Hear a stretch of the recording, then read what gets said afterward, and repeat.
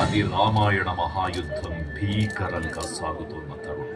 శ్రీరామచంద్రుని సారథ్యంలో వానర సైన్యంతో విజృంభిస్తూ లక్ష్మణస్వామి తనతో పోరాటం చేస్తున్న రావణుడి కుమారుడు ఇంద్రజిత్ తలని బాణంతో ఒక్క వేటుతో వేరు చేశాడు.